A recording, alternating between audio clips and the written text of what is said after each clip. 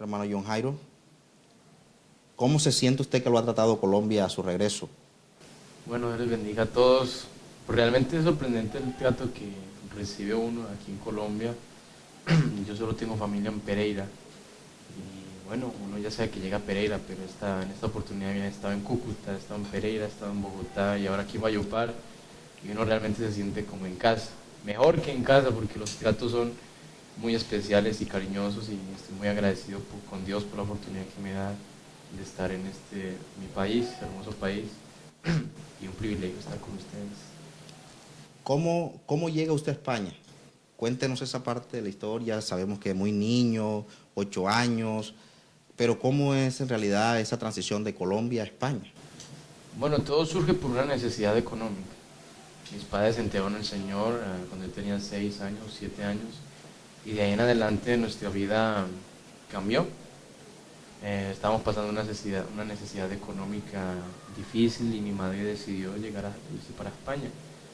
En aquel tiempo entrar a España era muy fácil, usted con una carta de invitación entraba, ya le daban la oportunidad de entrar a España. Y nuestra intención era mejorar económicamente. Mi mamá fue la primera, a los 3 meses mandó por mi papá y a los 6 meses mandó por nosotros. Gracias a Dios contamos ya con una familia pastoral de españoles, muy buenos hermanos que son españoles, pastores de nuestra iglesia. Y nos atendieron, nos ayudaron y nos dieron la posibilidad de viajar. Ellos nos hicieron una carta de invitación porque eran españoles y nos invitaban a nosotros. Y entramos. A mí al principio no me gustaba mucho la idea, pues estaba acostumbrado aquí y también me da un poco de miedo montar en avión. Me convencieron porque tenía 8 años y estaba en la edad de los juguetes. Y mi mamá me prometió que me iba a tener muchos juguetes y fue así como tomé la decisión de llegar a España. Y claro, llegué a España buscando juguetes y había juguetes. La familia, cuéntenos un poco de su familia. Creo que he escuchado por ahí que su padre fue pastor. ¿Cómo se llama su mamá? ¿Cuántos hermanos tiene? ¿Cómo es su familia? Bueno, mi papá en estos momentos está ejerciendo como pastor en Tarragona, España, junto con mi madre. Y bueno, tengo un hermano que él también está sirviendo en la obra, está muy cerca de Tarragona, un lugar que se llama Reus.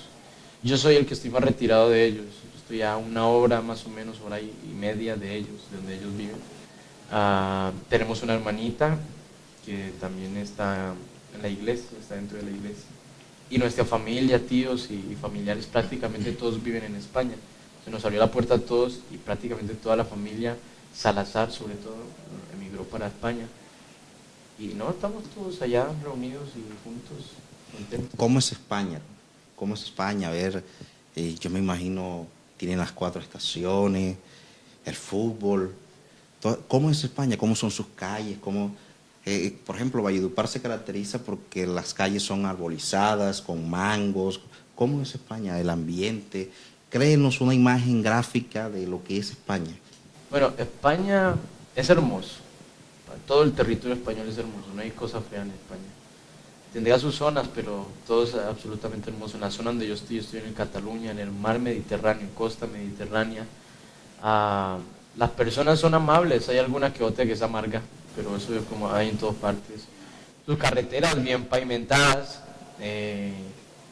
Allá hay una costumbre, es que se respeta mucho a los peatones somos nosotros, y los conductores tienen que respetar.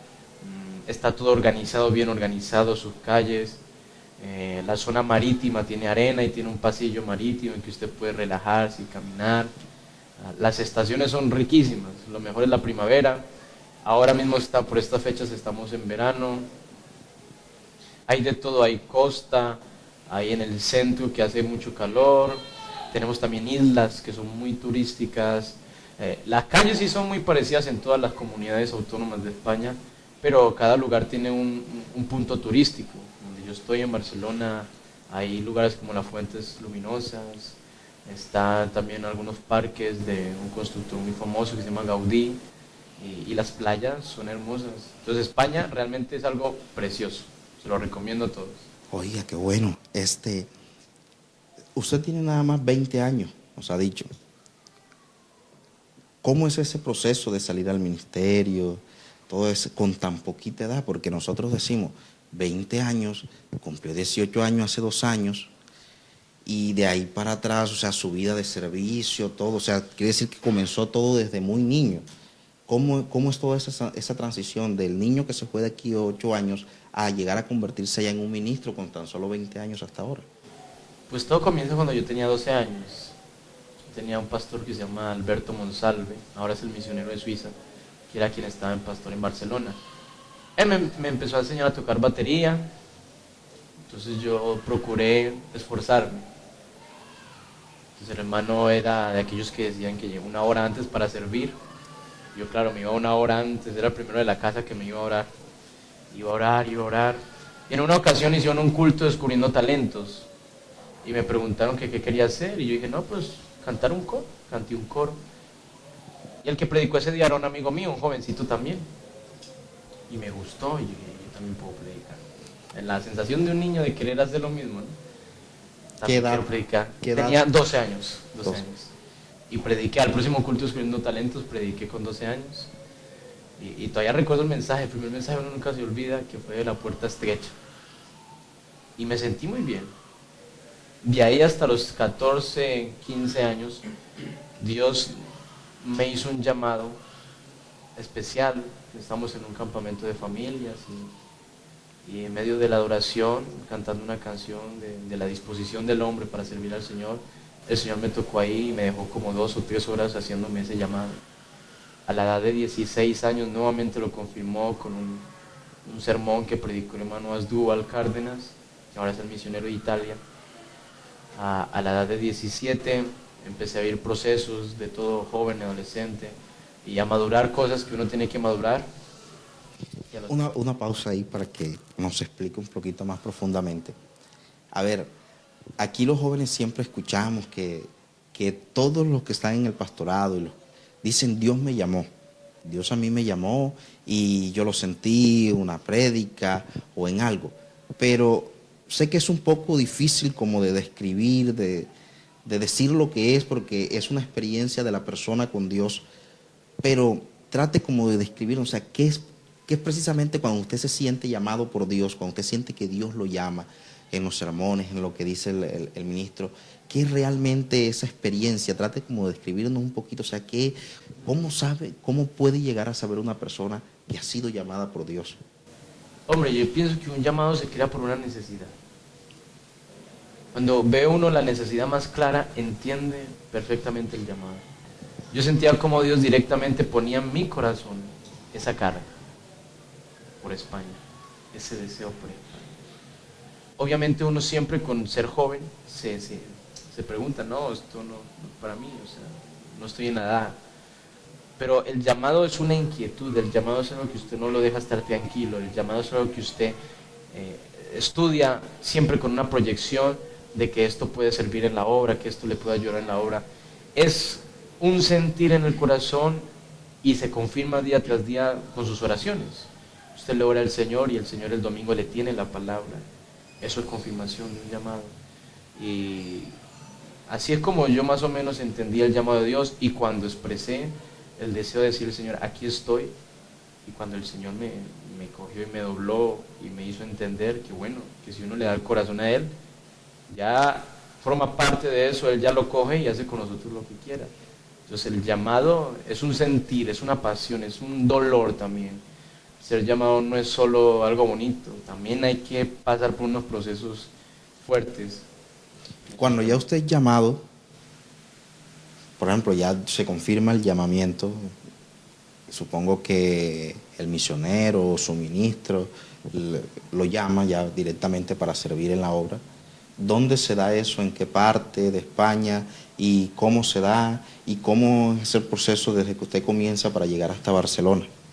Bueno, es muy especial. Yo junto a un amigo, Cristian Murillo, viajamos para Madrid en una ocasión. Antes de este viaje, mi padre me había nombrado copastor de la iglesia, unos 18 años y medio. Pero yo tuve que viajar a Madrid por una situación, porque a un amigo lo iban a posesionar y yo viajé hasta allí, al hijo del misionero, que es un gran amigo. Entonces fuimos allá. En esos momentos había una iglesia que estaba pasando una necesidad muy fuerte, un problema bastante difícil, y el hermano Marco nos reunió a mi amigo y a mí. Nos dijo, necesitamos que vayan a un lugar 3 semanas. Entonces mi amigo y yo fuimos. Yo estaba estudiando, llamé al instituto, dije esto y esto, y no hay ningún problema. Como eran 3 semanas. Entonces nos tocó viajar a Coruña. Entonces como yo vivo en Cataluña, es de punta a punta, de extremo a extremo, y allí empezó nuestra trayectoria. Comenzamos a estar una semana, la segunda semana y la tercera semana. A la tercera semana había un evento en el distrito y el hermano Marco nos llamó y nos invitó para que estuviera. Estar era ir a predicar. Sí, exacto. Estábamos ahí predicando, nosotros dos estamos encargados de la obra, no éramos pastores, estábamos encargados de la obra. Pasaron 4 semanas y pasó el mes. A los días era la asamblea de pastores y el hermano Marcos nos invitó. Fuimos a la asamblea y en la asamblea el hermano Marcos nos dijo, ustedes dos van a salir pastores, ya les vamos a decir dónde. En la misma asamblea nos dijeron para dónde íbamos, ahí me dijeron que iba para Barcelona, la tercera de Barcelona. Freno. Cuando usted dice, el hermano Marco nos dijo, ustedes dos van a salir pastores, ¿cuál fue la reacción, la sensación? ¿Se lo esperaba? ¿No se la creía? ¿Brincó? ¿Saltó? ¿Qué hizo en ese momento? En ese momento se detiene el tiempo, por decirlo de alguna manera, porque el hermano Marcos es muy cariñoso, muy expresivo con nosotros lo amamos mucho y él siempre ha estado con nosotros. Él nos puso la mano en el hombro a los dos y nos dijo esas palabras y se fue. Nosotros estamos rodeados de nuestros amigos y la reacción mía fue que me quedé en shock, por decirlo de alguna manera, y me subí al altar y me puse a llorar. La de mi amigo también fue igual, quedó en shock porque son cosas, yo personalmente no me lo esperaba, yo simplemente sabía que estaba cumpliendo una función en un lugar y que esperábamos ahí el tiempo. Pero lo que jamás me impresionó, jamás me esperaba yo es que nos dijeran en ese momento ustedes van a salir a la obra. Es el sueño de uno. No porque ya es pastor, sino porque es el deseo de uno de servirle a Dios dedicado de lleno, completamente. Y claro, uno ve ahí el comienzo, un pasito que hasta el día de hoy también seguimos dando los pasitos. Y claro, fue una emoción, nuestros amigos nos felicitaron, se emocionaron con nosotros. Gracias a Dios en España hemos crecido en un vínculo muy amoroso los jóvenes y con un mismo sentir de servir al Señor. Eso nos lo ha inculcado mucho el misionero. Y gracias a Dios por el misionero que Dios ha puesto allá. Usted sale o sea, cuando van a predicar a ese lugar, son nombrados pastores en el proceso de estar yendo a predicar allá. Exacto. Después, cuando ya es nombrado pastor en esa asamblea que nos dice, siguió yendo al lugar donde iban a predicar. Sí, claro. ¿Por qué tiempo? Pues eran 3 semanas y terminé 3 meses. 3 meses. ¿De ahí se posesiona en dónde? Me posesiono en Badalona, que es la tercera de Barcelona, el 5 de junio del 2011. ¿Y cómo es el proceso de Badalona a Barcelona? Bueno, pues hombre, siempre hay un cambio, ¿no? Uno siempre estaba acostumbrado a estar en la iglesia donde había varios miembros. Yo era copastor de Tarragona, había personas, mucha gente. Badalona era una obra misionera. Entonces, buscar contactos, comenzar, buscar un local, predicar, evangelizar, buscar métodos de evangelización. No había cristianos. No, había una parejita y la parejita se iba a divorciar. Y claro, como yo era un joven, podrían pensar, no, este muchacho no tenía idea de matrimonio. Pero gracias a Dios fue pasando el tiempo y me gané la confianza de los hermanos, por la gracia del Señor, y me empezaron a contar muchas cosas y gracias a Dios el matrimonio hoy está excelente. Ese saltico lo vamos a dar ahorita dentro de un momento de ese proceso. España hoy se encuentra en una crisis económica bastante dura, bastante fuerte. Lo bajaron de la categoría AAA a AA. Es decir, va decreciendo. ¿Cómo impacta a la iglesia eso? ¿Cómo esa crisis económica, cómo le llega a los creyentes? ¿Se desaniman? ¿Las iglesias cómo les afecta? ¿A ustedes los pastores? ¿Cómo es ese proceso de la crisis? Bueno, el proceso de la crisis es algo muy pocos esperaban. Algunos sí los de las estadísticas lo sabían, pero se quedaban muy callados. Ha afectado en cierta manera a algunos cristianos, porque se han visto sin trabajo, sin empleo, y lo que ganan eran para vivir. Entonces muchos decidieron volver a sus países, porque dicen que para vivir se vienen a sus países, están en su tierra y mucho mejor. En cuanto a la obra del Señor, realmente ha sido todo lo contrario, porque se ha visto un cambio en la manera de pensar de los españoles, se ha creado más necesidad y ellos están más necesitados de Dios.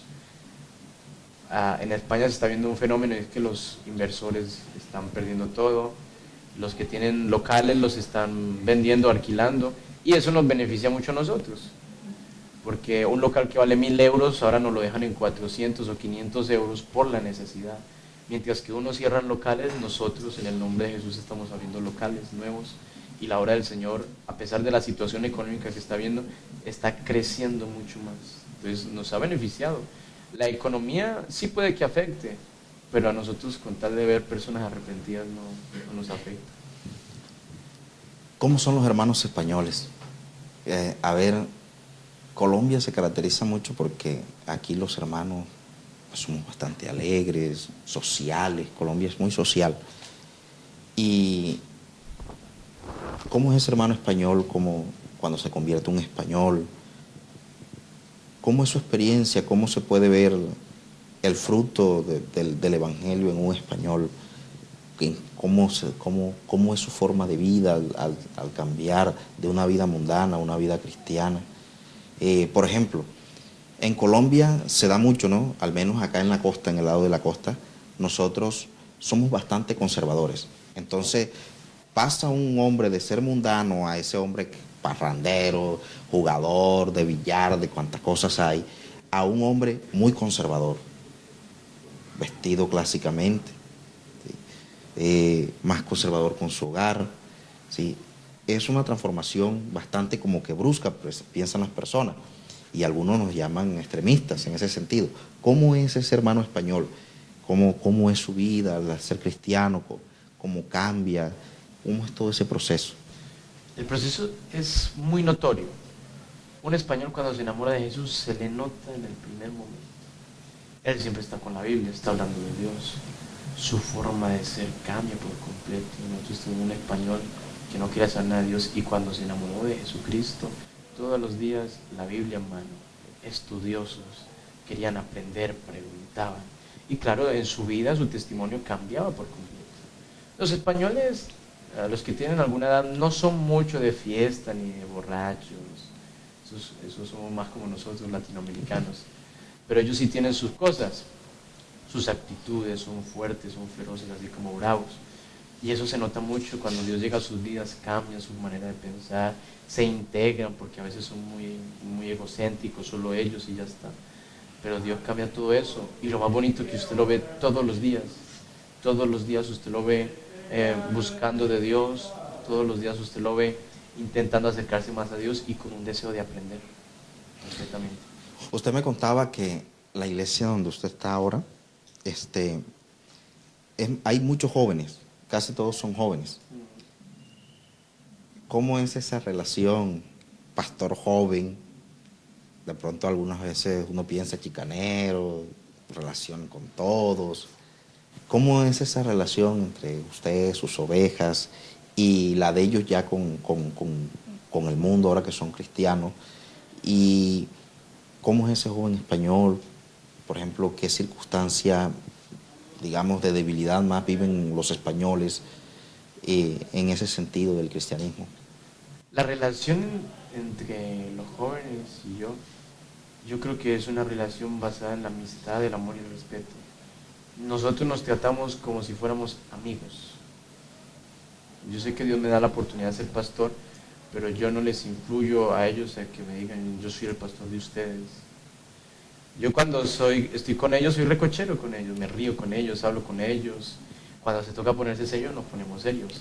Pero realmente se ha visto una amistad que ellos mismos me lo han dicho y que nunca habían tenido con un pastor. Entonces es una ventaja porque uno también sabe lo que ellos viven, las situaciones que pasan, el diario vivir de ellos, y más en un instituto. Al tener un pastor joven, se motiva más, se alegra más, y claro, como estamos metidos de lleno en las cosas de Dios, casi no interesan las cosas del mundo. Ahora bien, a los jóvenes españoles siempre hay algo que les afecta, pues nunca estaban acostumbrados a lo que somos nosotros, a cuidarnos toda una vida. En España lo que se ve mucho es mucha fornicación, vivir parejas, estar las parejas, y a los españoles jóvenes eso a veces les cuesta mucho, porque ellos no están acostumbrados a eso, ellos están acostumbrados a tener su pareja, vivir con ella y al tiempo casarse. ¿Cómo ha tenido usted en algún momento, por ejemplo, dificultades por ser un pastor tan joven? Digamos, ¿no? De pronto alguien lo ha menospreciado, en algún momento se ha sentido menor que otra persona, porque de pronto dicen, no, este muchachito aquí, tan joven, ¿qué me va a enseñar a mí? ¿Qué me va a decir? ¿Ha tenido alguna de esas dificultades? ¿Cómo las ha vivido? ¿Qué le han marcado? Claro, la primera impresión, porque las ovejas que yo tuve la oportunidad de ministrar están en una iglesia grande, en la central de Barcelona. Entonces cuando dijeron, aquí Junior va a ser el pastor de Badalona, pues claro, la primera impresión, es un muchacho. Y el pastor de Barcelona es un veterano, 40 años en el ministerio. Entonces ven a un muchacho, entonces que la primera impresión, wow. Pero no, siempre surgen esas preguntas y esas dudas. La gente lo para a uno y dice, ¿tú eres el pastor? Y yo, sí señora, por la gracia de Dios. Uy, estás como joven. A la vez, en España también puede ser un método de evangelización muy bueno, porque más de una persona me ha dicho, uy, qué bien que sea pastor tan jovencito. Entonces, sí ha habido menosprecio y realmente a veces me he sentido mal, pero en la presencia de Dios, Dios nos da a entender muchas cosas y he podido superar que a veces eso puede ser un trauma para un pastor jovencito, que le digan cada ratico, uy, tan jovencito y tan jovencito y tan jovencito, ¿no? Pero Dios nos dio la oportunidad de superar esa etapa y bueno, el testimonio es el que habla por uno solo y eso es lo que nosotros vimos, vivir una vida en testimonio y con eso basta y solo. ¿Qué experiencia ha vivido propiamente en Barcelona que lo haya marcado ya profundamente? Pronto un testimonio, algo que usted haya vivido allí que lo haya marcado. Allá el Señor me ha permitido vivir cosas que nunca en la vida había vivido y que han marcado mi vida por completo. Entre ellas la sanidad de algunas personas y entre otras me ha enseñado a depender completamente de Él, completamente y absolutamente de Él. Dentro de las que cabe de la enfermedad, nosotros visitamos a una española, ella tenía claustrofobia, esta mujer no podía estar sola ni un minuto. Y nosotros empezamos a visitarla durante 6 meses y la chica estaba igual. Íbamos y no, igual. Y un día en la iglesia nos metimos en oración y fuimos con fe a orar por ella y el Señor hizo algo. Al cabo de unos días me llamó que ya estaba mejor, que estaba recuperándose y que ya podía quedarse sola. A día de hoy ella ya está sola, puede estar sola, su pareja puede viajar y ella se puede quedar sola. Eso no lo podía hacer, eso es un milagro de Dios. También en cuanto a mí, nosotros donde teníamos el local, yo vivía en el local, yo tenía en el mismo local no había ni habitaciones ni nada. Nosotros buscamos el método de cómo yo podía estar ahí. Entonces buscamos un armario que era cama y a la vez era armario. Entonces los hermanos se iban y yo cogía mi armario, lo sacaba, tenía mi cocinita y me hacía mi comida. Muchas veces me encontraba sin qué comer y siempre Dios me proveía el cordero. Y yo una ocasión sí tenía como hambre, tenía hambre y era un miércoles. Nosotros hacemos los cultos allá los miércoles de adoración y enseñanza y terminó el culto y el Señor tocó como hambre, no tengo nada. Bueno, tú proveerás y me acosté un poquito y luego me tocaron y era un hermano en un mercado. Y así, Dios. Muchas veces. Los hermanos son muy amables, son preciosos, son hermosos, siempre me llaman. Es muy dadivoso el español. El español es dadivoso, incluso los colombianos, hermano, se fajan por completo. Ellos quieren que el pastor esté bien, cómo está, cómo va, tiene comida, tiene alimento, qué necesita, si puede. nosotros sabemos que ya usted está casi, digamos, está comprometido ya. ¿Hay alguna española que le ha puesto el ojo? ¿Se ha sentido de pronto en algún momento acosado, sí? Imagínense un jovencito solo, ha tenido una iglesia, ovejas jóvenes, es un buen partido porque de todas maneras, porque de todas maneras es un pastor. Y de pronto, con esta crisis económica, quién sabe, alguna española puede ver la solución de sus problemas. Entonces, ¿cómo se ha sentido en algún momento acosado por alguna chica? ¿Ha visto que le han puesto el ojo y usted ha corrido por acá y se ha metido? Lo que pasa es que en ese aspecto uno tiene que ser muy prudencial y dejar las cosas muy claras. Si le soy sincero, yo pensaba que mi futura esposa iba a estar en España, porque yo vivo en España. Nunca pensé que iba a estar aquí en Colombia. Y cuando uno se sentía de esa manera, usted tenía que dejar las cosas muy claras. Con eso no se juega. Y yo creo que mis padres me enseñaron a ser muy serios en esos aspectos y a no jugar con la gente ni que jueguen conmigo. Y mucho menos poniendo el ministerio en juego. Porque ver que alguien lo está persiguiendo a uno y uno ponerle cuidado a eso es prácticamente poner en juego el ministerio. Así que uno no se da cuenta de quién está detrás de uno. Yo sinceramente no me di cuenta. Hasta que una vez una de las diáconas que tengo en la iglesia me dijo, Junior, imagínate que las hermanas están tristes. Yo, ¿qué pasó? No, porque usted consiguió novia en Colombia y no aquí en España. Dios. Y yo no me daba cuenta de nada en absoluto. Entonces uno no le pone mucho cuidado a eso porque uno sabe que Dios tiene el plan de uno y la mujer que es, esa es. No busque, uno busca. O sea, que lo tenían era ahí marcado. No sé, y usted no se había dado cuenta. Yo no sabía nada. Eso solo lo saben las amigas de las amigas de las amigas. Yo no sabía nada. Eso fue que me contaron a mí, pero yo no sabía en absoluto nada. ¿Cuán grande está la obra en España, hermano? Pues hermano, a día de hoy casi 90 iglesias, más o menos 300 españoles. En las convenciones ya somos por ahí 3.000 personas. Se están abriendo en todas partes. ¿Cuánto territorio cree usted así que tenga en su mente que hace falta por llegar el Evangelio? ¿Tiene España zonas donde realmente el Evangelio del nombre no ha llegado? Hay algunas partes, como son las partes del norte de África, que forman parte de España, como son Ceuta y Melilla. Ellos, aunque estén en África, forman parte de España. Hasta allí creo entender que no hemos llegado. Por lo demás, prácticamente todo el territorio español está lleno. Faltarán obviamente pueblos que por ahora se llenan las ciudades.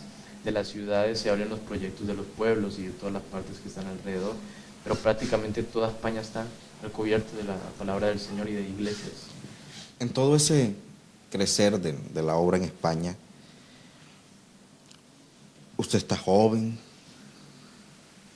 no conocemos el futuro, pero de todas maneras esperamos que va a tener un recorrido ministerial bastante largo, porque comenzó muy joven.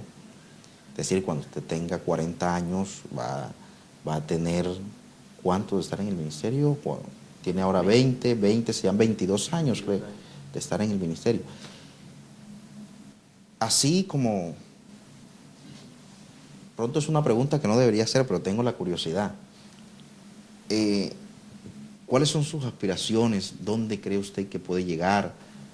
¿A dónde de pronto en esa intimidad que usted tiene con Dios y ese llamamiento que Él le hizo, dónde cree usted que va a llegar en la obra en España? Bueno, yo cuando pienso en los proyectos intento pensar a corto plazo para no decepcionarme. Hasta el momento de que la iglesia en Badalona, donde estoy, la tercera de Barcelona, tenga una estabilidad, que haya un buen grupo de hermanos, y que hayan bautizados, que hayan españoles y que la iglesia se pueda mantener su. Ese es el proyecto que hay. Ahora bien, uno sí tiene sueños con Dios y tiene deseos y a veces tiene cosas en el corazón que no sabe por qué están ahí, pero están. Y a mi intimidad, pues yo le digo al Señor que aquí estoy y está mi vida. Y Dios desde hace algún tiempo ha puesto un país en mi corazón, que eso sí no lo voy a decir. Pero yo le pregunto al Señor, ¿por qué ese país? O sea, la obra misionera, aunque usted está allá en España, ama España, está en Barcelona abriendo la obra. De todas maneras, usted tiene la obra misionera ahí y no querría quedarse solamente como un pastor en España. Exacto. Eso creo que lo ha puesto más Dios porque yo amo España y yo se los confieso, lo amo más que Colombia. Lo amo muchísimo. Yo prácticamente toda mi vida allá y amo completamente España. Ahora bien, no sé por qué se sentía en mi corazón desde hace mucho y siempre que se hablan de las misiones, ese país ahí yo, Señor, ¿por qué se hace mucho frío o hace mucho calor? Y yo no aguantaría, pero ahí está. Ese proyecto, yo no digo que sea a largo plazo, a corto plazo. Eso está en mi corazón. Dios sabrá por qué lo ha puesto ahí y más adelante nos daremos cuenta por qué será. Más adelante responderemos a esa pregunta. Hombre, nos deja usted con la curiosidad de saber qué país es, hombre. Está bien, para que ore. Hombre, hermano John Jairo, pues ya estamos terminando. Quiero agradecerle en primer plano por haber aceptado esta entrevista que ya lleva, estamos a tiempo, llevamos 40 y algo de minutos. Dios es cierto. Y llévele un saludo bien fraternal a los hermanos españoles, que acá en Colombia tenemos un corazón bastante misionero, que hay hermanos que se esfuerzan por la ofrenda, hay hermanos que se esfuerzan en la oración, hay jóvenes que, aunque así como usted dice, tengo un país en mi corazón y no lo digo, así también hay jóvenes en Colombia que tienen aspiraciones ministeriales, aspiraciones misioneras y que están apoyando esa obra también, aunque no pueden ir por esos lugares, también la están apoyando. Entonces, muchas gracias a usted por estar visitando Colombia, por estar dando informe, eso nos anima, a mí personalmente me anima de ver que hay hombres que uno a veces piensa que nada más a veces son los hermanos maduros que están por allá trabajando y que ellos son los que pueden, pero cuando yo llegué al aeropuerto a buscarlo y que yo buscaba una persona, ya un anciano, y me encuentro que es un jovencito y yo me quedé así como que, uy, Dios mío. Entonces, hombre, un consejo por ahí a la juventud de fundadores. Hay muchas iglesias, pero yo amo a fundadores, entonces quiero como que ese espaciecito para la juventud de fundadores. ¿Qué tiene usted para decirle a esta juventud que va a ver igualmente esta entrevista? Bueno, donde he tenido la oportunidad de ir, siempre me hacen la misma pregunta y yo siempre doy la misma respuesta. Yo creo que en el tiempo que estamos viviendo se crea una necesidad de identidad en los jóvenes. Existen muchos grupos de cristianos y nosotros necesitamos que nosotros como hijos de Dios tengamos una identidad clara. El mundo quiere meterse en la juventud y meternos en las cosas del mundo y necesitamos que los jóvenes se paren en una identidad. Y yo pienso que lo más necesario y lo más importante hoy en día para la juventud de la iglesia es tener las bases sólidas y saber qué somos, para dónde vamos, cuál es nuestro proyecto. Nosotros no podemos combinar o mezclar el proyecto de Dios con las cosas del mundo. Tenemos un proyecto y ese proyecto tenemos que alcanzarlo.